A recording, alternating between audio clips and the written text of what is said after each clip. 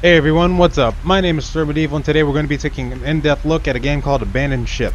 If you're not sure what this game is, it's basically a pirate team management game. You manage your crew, and it's like a real-time strategy within a pirate game, basically. So to start, this game has a lot of potential. I have to say that before I rip into it. Okay, let's start with the positives.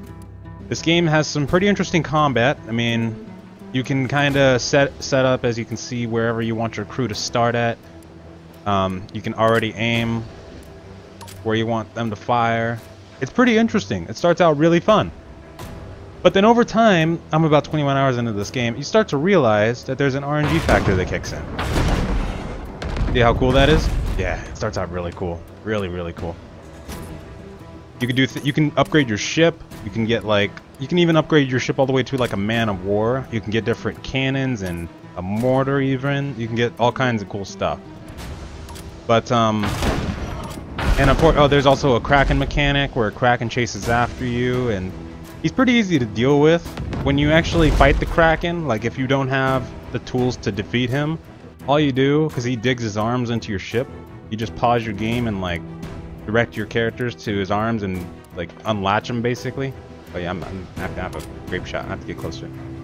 But anyway, there's an RNG factor that kicks in somewhere through this game where you can lose members of your crew. I'm about to go into that in a second here. But hold on. So here there's a world map. As you can see, it's very good visually. The water looks amazing. You go around, basically, you can sail, you can find ports, you can find random events like this, where it could be anything from finding a lot of loot, like supplies, which is the fish icon, or even gold, or you might engage in a fight. In this case, it'd be engaging in a fight. So what happens is, over time, you can start to get better rewards from these, or you can start to get worse penalties. Some of them will even like spawn maggots that'll take up a bunch of your supplies, stuff like that, really nasty stuff. But at some point during the game, because there is a Kraken that chases you around, and there's an alert that pops down here, showing how close he's gonna get, and over time, he basically finds you and he'll start chasing after you. I'm not explaining it right, but it's either a Kraken or a cult ship. You have like 5 minutes of exploration, and then they'll start coming after you, basically. So after you defeat the Kraken, because you have to find the means, spoiler alert, you have to find the means to actually destroy the Kraken. After you do that, and you might even be able to do this, get this before, you start getting these random events where you start searching for like missing cargo, and you get these random events where, hey, there might be treasure in this sunken ship or something like that. But there's a chance that you could instantly lose one of your crew members, which really is really annoying, because crew members cost about 100. If you want good crew members, they cost about like 200 gold to get. So you start out with 4, and the game early on tells you to recruit more, so you can get up to 6. So let's say you spent like the last 5 maps, so a good 2 hours, training up one of your crew members. Let's say you get your cannoneer all the way to cannon level 5 or 6. And then you just lose them in like 2 seconds from a random click because you wanted to search up a treasure code. That's it. It'll cost you like 200 to get a cannoneer back with like 4 cannon level, and then you have to train them back up again. I've seen reviews where people have gotten this in a row. Like they'll lose their cannoneer, then they'll lose their privateer, which is the melee guy, or they'll lose their navigator. And the reason that I'm not as progressed in this campaign now as I was 21 hours ago, or like even 3 hours ago, is because I had to restart my campaign. I lost 3 of my guys. Well, technically I lost 2 of my guys to random events, and then because of that, right after I defeated the Kraken, you have to go and start taking down these cult fortresses. So I started losing supplies really quick because of the maggot random events. I lost my crew members, and then I started getting close to losing fights. I never lost a ship battle, never ever. I mean, it's pretty easy to deal with. You can get mortars that like stun the crew, or can like have a chance of knocking the enemy crew overboard, which is pretty cool. And they have to have a winch to pull them up, and if they don't pull them up in time, they die. Or you can get ones that like explode midair and start fires on the enemy ship, which is really cool. So I had the ship crusher, or ship whatever you call it, that gave them a chance to fly overboard or whatever. So it was pretty easy to deal with ships. You just do that repeatedly, and then you can tell your navigator to get closer while you're stunning their navigator to make it easier, and then you can ram them. and then you just pretty much ram and board them, and it's easy. Done and said and done. But even with that, I was just getting so owned by these random events, and I had just bought a new ship too. I upgraded to the brig, and this is, I'm going to get into another stupid part here, but basically, I was out of money, and then I lost 2 of my crew members like that, and then I started losing supplies to these random events, and it costs supplies each time you want to travel through the world map. So it costs like 25 supplies. If you don't have the supplies, you start losing morale. So I started losing morale because I didn't have any supplies, and then you get down to a negative 100, and then you get a mutiny. So what do? What do you have to do? You have to kill like half your crew. So then I lost another guy, well, another 2 guys actually, so I was down to 2 people because I had a mutiny, which was great. And yeah, pretty much then it was just me and one other guy. I had to buy somebody, so I had to go around the map and get what treasure coves I could, and I had to buy another crew member for like 100, a crappy crew member.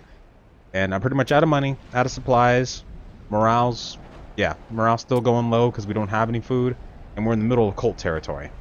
So essentially, we're screwed. Pretty much screwed. Because at that point you have to take on like cult slave ships that are pretty heavily outfitted. They have at least 5 to 6 crew members on them. So there's no way you're going to be able to take those down easily. Especially in my state where I already had like half health on my hull. On my ship's health, which is down here. So the annoying part is the RNG factor.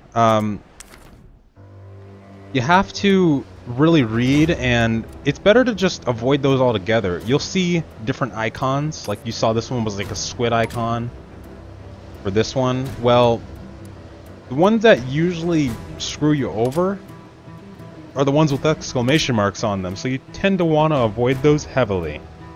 But of course, I was like happy-go-lucky before that point.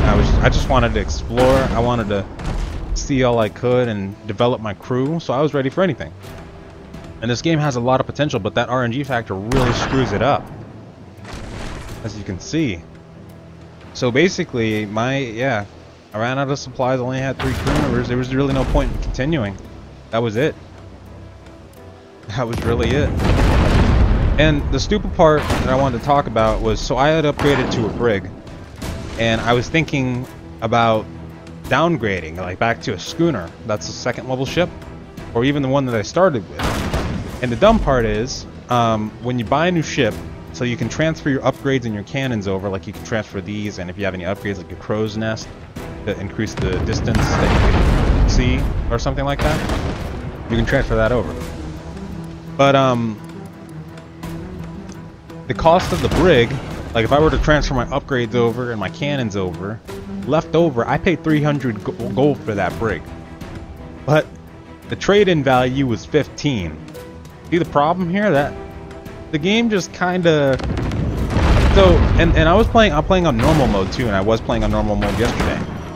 And apparently, the difficulty level, you either get a bonus or a penalty regarding your event missions, like, you know, the random events, and all that kind of stuff, and during combat too. So could you imagine what would be happening if you were playing on hard? You'd probably be losing, like, have a chance to lose like at least 2 crew members in a random event, which is freaking ridiculous. Because they cost so much, they take so long to train up, and then you just lose them like that, willy-nilly. So they definitely need to change that. They need to just pretty much take that random event out of the game, in my opinion. That doesn't need to be there. It absolutely doesn't need to be there. Or at least, I don't know, make it more of a something that makes sense. Like, give a big red notification saying like, hey, if you do this, you could get a lot of rewards, but you also have a chance of losing your crew member. Not to mention, the random events, they just don't give you enough gold to really do anything productive. Like if you were to, let's say, have your ship sunk and you have a lifeboat upgrade on the back here, you'd have to start all over pretty much. Whatever crew you have left, you'd have to buy a new ship, you'd have to buy new cannons, new upgrades, all that. And you just can't do that with these random events. Double the riches? Yeah, let's do it. So see, the game just really makes it hard for you to enjoy it and pretty much progress past a certain point. Like, you might as well quit when you get to the Kraken. So I definitely think, I mean, the optimization is good. It runs well. Combat's fun. Sure. But these random events, they gotta go. There needs to be some serious changes to it. I can't recommend it in good health, in good faith, with all of this going on.